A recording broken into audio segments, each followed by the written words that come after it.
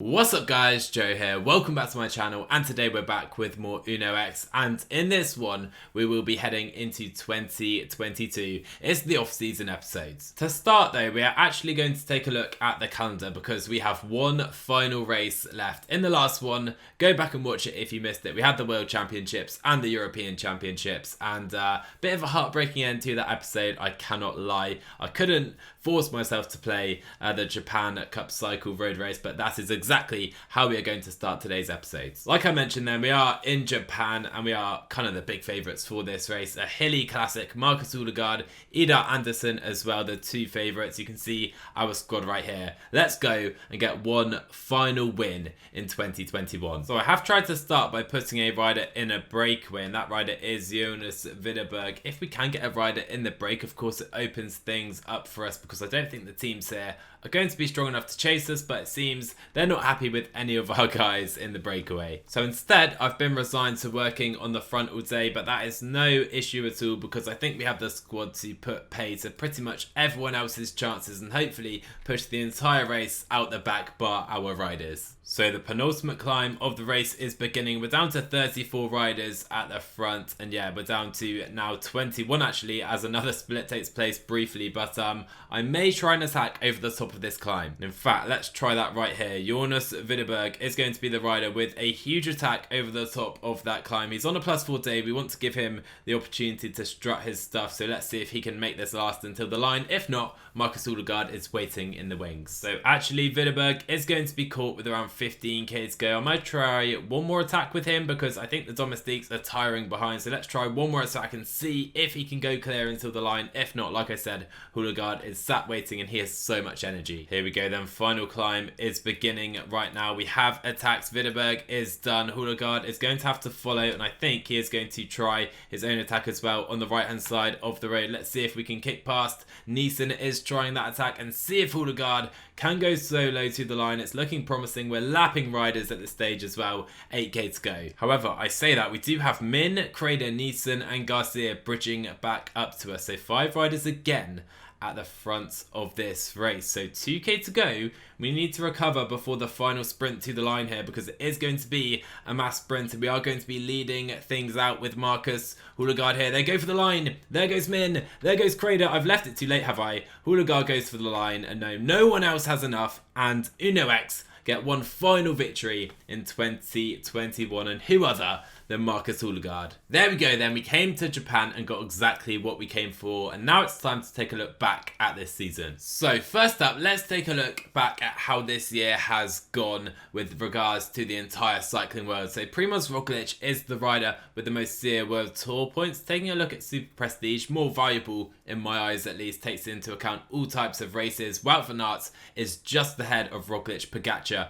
is third as well. No massive surprises here, and our highest rider is Marcus Ulegaard, who is 21st in the world's entire world of cycling. To have a rider that high up is huge. Surprised to see Van der Poel only 25th spot here. Chris Halvorsen though in the top 36, Rasmus Tiller there as well in the top 50, and those really have been our top 3 riders this season because we have no one else in the top 100. And when it comes to victories, it is Salah actually taking the most with 29. Bennett though with 24 victories. More successful 2021 than he's had in real life for sure. Chris Halvorsen though for us, 11 victories this season, Ulegaard with 8. And when we transfer to the team rankings, we are, according to the Super Prestige rankings, 14th in the world. That means we've beaten a fair number of World Tour teams. We've beaten Trek, Sega, Fredo, Israel, Bike Exchange, Cofidis, and Quebecer, Intermarché and AG2R as well. That is a fine season. You can see we are beaten by Alpes and Phoenix, who are also Conti Pro. They have Matthew Van der Poel, they have Tim Merlier. To be up there with Alpes and Phoenix is huge. And with regards to victories, we have had 37 in our first season, so I think our aim for next year is to break that 50 mark and maybe get to 50 victories because Ineos got 63 wins this year. So looking back at who has won all the big races this year, of course we haven't been to any Grand Tours, but Miguel Angel Lopez and Derek Mas became Grand Tour winners, whilst Primoz Roglic did finally win that Tour de France in their save at least. Jonas Vingegaard on the podium as well for Jumbo-Visma too, so some big results right there in the Grand Tours. Looking at the other 1 week races, a successful time for Richard Carapaz. He won both the big French races in Paris-Nice and the Dauphiné. You can see the other winners as well. We know how the World Championships and the European Championships ended. We had that in the last episode, Van Aert with the double Europeans and then the heartbreaking win for Sam Bennett. We do make it onto this page though with Marcus Søgaard, of course, Rowan Dennis winning as well. You can see a few national champions right there too. Looking at the monuments though, I can see 4 winners who I could perhaps see potentially winning those races in real life. And then I see Armé de Ghent has won Il Lombardia. PCM, how drunk were you when this one happens? Aside from that though, Stefan Kung coming of age, same with Mark Hirschi as well at LBL. Other classics, you can see them on screen. I won't read them all out for you. Looks like Roglic at La Flèche, he beat Alaphilippe there clearly this season. Looking at Strada, Wout van Aert, we know how good he is there too. And so now it's time to look at the transfers, and this is really exciting. I think a lot of you guys will be looking forward to this. We will have some new jersey changes and some new team changes coming up later in the episode. But first, we will take a look at all the transfers. And first to note is that we have increased from 3¼ stars, I think, to 3.5 stars. So clearly, we have made a jump up with our level, even though we're staying as a Conti Pro team. So hopefully next year, we are going to be one of, if not the leading Conti Pro team in, of course, cycling. And you can see, looking at this pentagon right here, we have increased in every single area, particularly the GC, hill and time trial areas. And really, that is because we now have some very capable climbers in, you know, the Hannesons, Sharmig as well, Peter Mogensen, the new Gen 2. But let's dive in and take a look at how all of the other teams have approached their off-season. So, fairly quiet time of it for AG2R Citroën. They've lost Clement Venturini. They've signed Romain Labadie, who does seem to be a new gen as well, very talented one as well, but very quiet things going on for the French outfits. Going to Astana Premier Tech, we have mass changes because they have lost Vlasov, Lutsenko, Sobrero, and a lot more as well. They've brought in Davide Chimolai, but they haven't really replaced to the same level as the riders they've lost, so not the best transfer window for them. And apparently, Chimolai is now their leading rider. Moving on to Bora Hansgrohe, they have signed a T-Mobile legend, so already a great transfer window for them. Alessandro Covi, what a signing from UAE Team Emirates. A couple of good signings here. Felix Gross, I think he's going UAE in real life, so they have made some very good signings.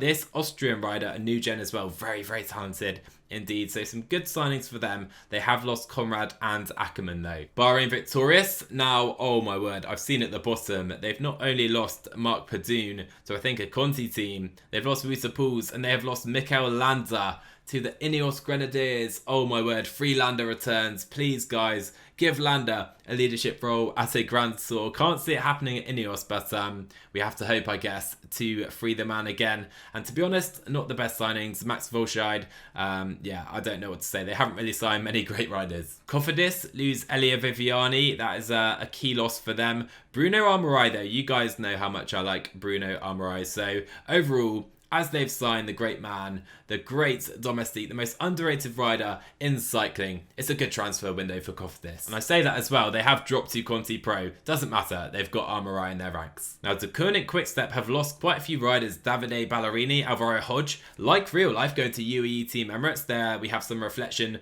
from PCM, from real life to PCM. Love to see that. They have signed Lorenzo Fortunato. That is a very interesting one from, of course, Yolo Cometa. Fabio Aru as well. They've got some young riders, Dries de Bont as well. So fairly average. They haven't lost any really key riders, but they have signed some fairly good ones as well. Looking at EF Education Nippo now, they have lost Ruben Guerrero. Of course, we have signed Magnus Cort from them as well. And you can see that has really impacted their sprinting ability. They have no sprinters in their team whatsoever. TJ Van Garderen also does retire from them, but they do sign Wouter Pouls, which is a pretty good signing if I say so myself. Now, Groupama FDJ, they haven't done too much. They lost Bruno, but they did sign Pierre Latour. Pretty good signing, to be fair. Of course, the Frenchman moving over to a World Tour French outfit. You can't go too wrong right there, I guess. The Ineos Grenadiers, they have brought back Mikel Landa from his Team Sky days. They've signed the Giro champion Miguel Angel Lopez as well. James Knox, a few Brits in for the Ineos Grenadiers, but they have lost Richie Porte and they have lost Geraint Thomas, who moves to Iolo Cometa. That's an interesting one. Intermarché 1T have done quite a lot of business in real life so far. They've lost Christian Eiking, who is really improving in real life, like I said, but they have signed Matteo Sobrero and Henry van den Abel, who are two very good young riders, could be challenging at Grand Tours one day. They've also got a very talented young sprinter in their ranks as well, just 18 years old.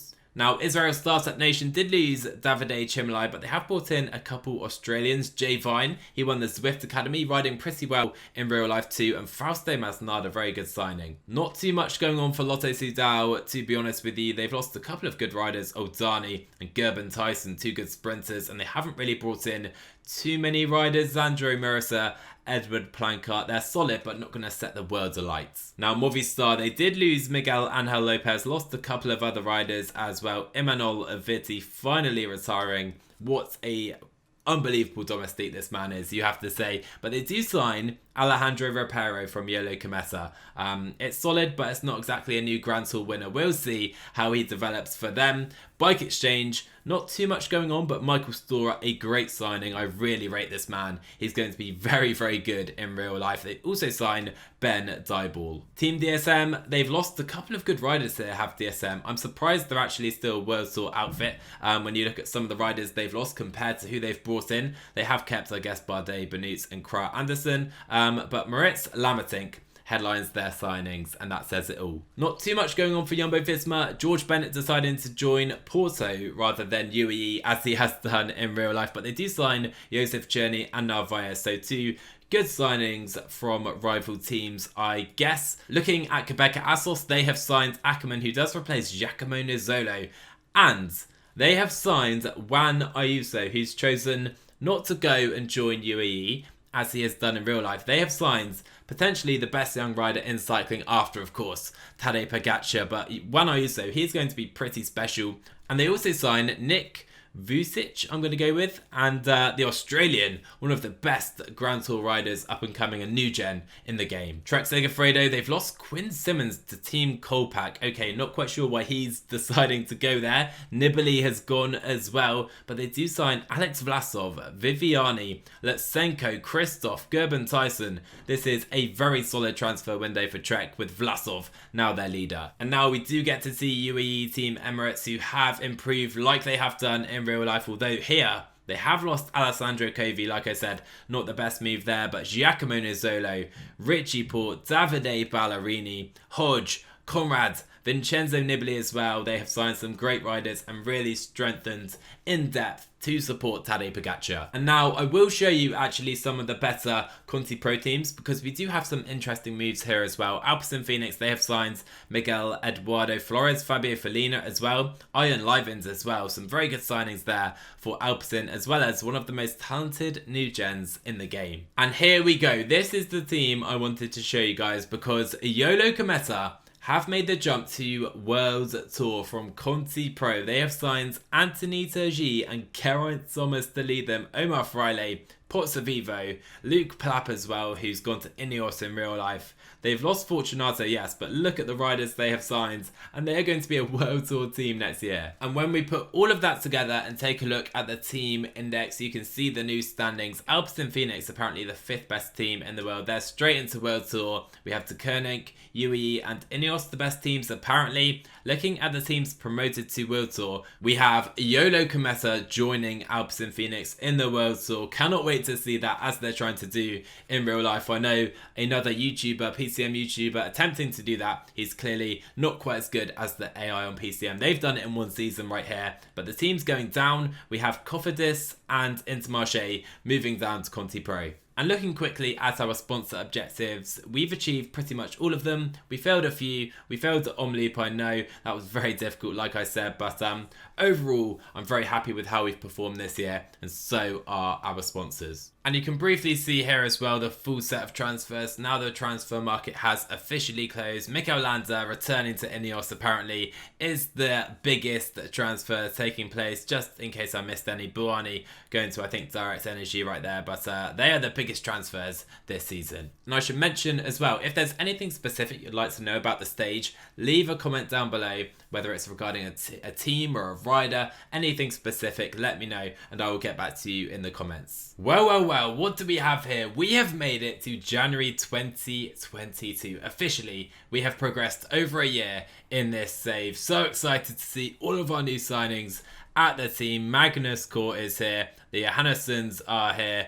Sharmig is here. Not going to read them all out. You can see our squad. We are so deep now. We are packed full of capable riders, and I cannot wait to see what we can achieve this season. But first, you may have seen down in the bottom left, because we have a new jersey for this season, and it's a beauty. You have to admit, I absolutely love it, guys. Keeps the branding on point from the previous UnoX jerseys, but looks absolutely stunning. And I have to say a massive thank you to Liberty S, who is over on Le Gruppetto. You guys can go over there, look at the showrooms, look at all the jerseys. There are plenty of jerseys to look through, and Liberty S is the person who has made this wonderful jersey for us. We have some great national jerseys as well, which of course Rasmus Tiller will be wearing to start this season. So yeah guys, let me know if you want a tutorial on how you can change jerseys in current saves. I'll show you how I do it. There are multiple ways to do it. Let me know in the comments if that is something you would like to see. However, that is not all that has changed this season. We have plenty of teams moving up between World Tour, Conti Pro, and we also have some sponsor and jersey changes from all of the other teams in the world of cycling. So first, let's stay to Conti Pro and take a look at exactly what is going on. We don't get the usual kind of big teams overview page from the previous PCMs where you can see all the jerseys lined up. Bit of a shame, because I've spent plenty of time going through trying to change as many jerseys as possible, make it feel like this really is a new season in game. So first up, Bingo have gone to Air Belgium. That is not something I did, but they have gone to Air Belgium. Interesting jersey right there. Androni, B&B, they have the same jersey. Same with Bardiani. Black Spoke Pro Cycling, they are now a Conti Pro outfit with Ruben Guerrero somehow in their ranks. Caio Rural, they have a nice new jersey. Really a big fan of that one. Koftis as well, you can see their new jersey on screen. Delco, Kern Farmer, they remain the same. Euskaltel Euskadi have a really nice jersey. I think kind of like an Evian water type jersey. Looks really nice. They've transferred from that orange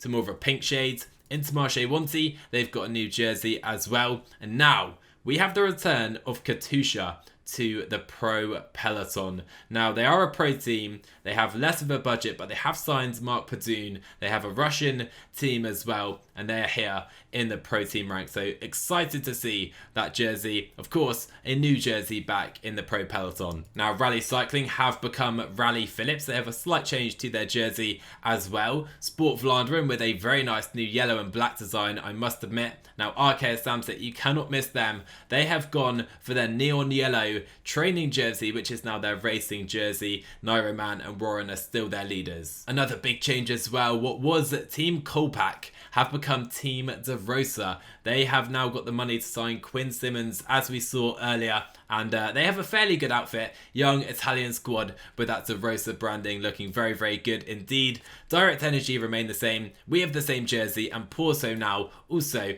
a pro team with George Bennett in their ranks. And so without further ado, let's reveal the World Tour teams and new jerseys. So AG2R Le Mondial, you can see their jersey. They've gone back from AG2R Citroën. I hated that jersey, so they've gone back to a more retro looking style. Much prefer that. Astana Premier Tech, they remain in the same colours with their kind of weakened team, I would say. And this is where things become very interesting indeed, because Bora Hansgrohe have become Bora Alpecin. So, of course, we did have Alpecin Phoenix. They are now sponsoring Bora to become Bora Alpecin, with Sagan still in their team. Covey is there. And if we take a look, Alpecin Phoenix have reverted to their old sponsor Corendon Circus, which we saw Vanderpool in a few years ago. Cannot wait to see that jersey back in the peloton. And of course, they are a World Tour team now, so we will be looking out for them at the big races for sure. Bahrain Victorious, they have a pretty stunning new jersey as well. EF Education Nippo, very nice jersey for them. Of course, brand new too.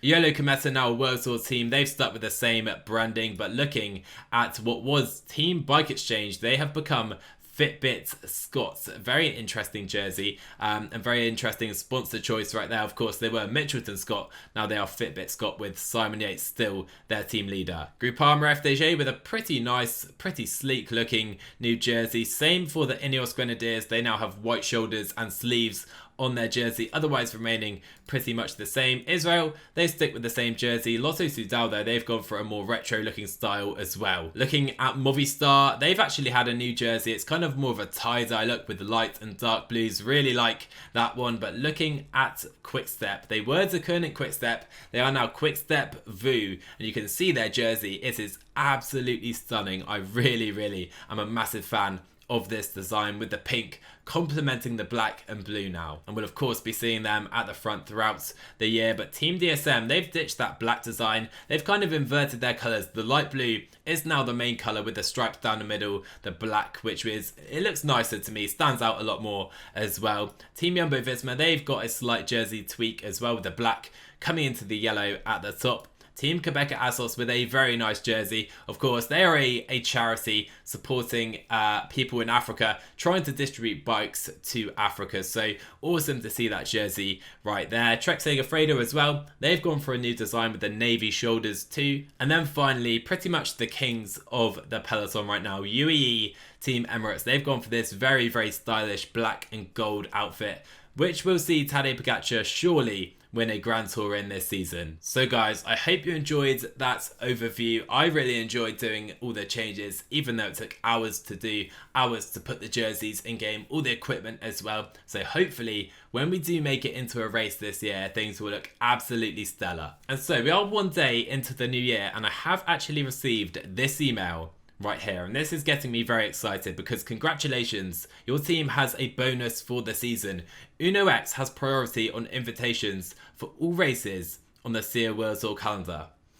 That's the equivalent of what Alpecin Phoenix have had in real life this year, which means we can enter any World Tour race, unless I'm mistaken, in the entire season. We can go to the Tour de France, we can go to the Giro, we can go to Paris-Roubaix. This is set to be an unreal year because we can go to any race we like pretty much on the calendar, unless I'm reading this incorrectly. And so before I progress any further with the save, you guys need to help me out. How do I plan this? Because do I go to every World Tour race? Do I maybe skip some and only go to some of the bigger races we definitely want to go to? Do I go to all Grand Tours? We'll definitely try and go to all Monuments, surely. But do I go to the Giro Tour and Vuelta? Surely that's an opportunity we cannot pass up on, but it will be a big strain on our squad currently. So guys, I'll leave you with that. Let me know what your thoughts are. I love our team this year. I cannot wait to get into this season properly. Let me know how we should plan this season. Should we go for all World Tour races, all Grand Tours, or should we select them more carefully? Let me know in the comments below. Anyways, really hope you enjoyed today. Drop a like on the video if you did. Drop a sub if you're new to the channel, and I will see you guys in the next one.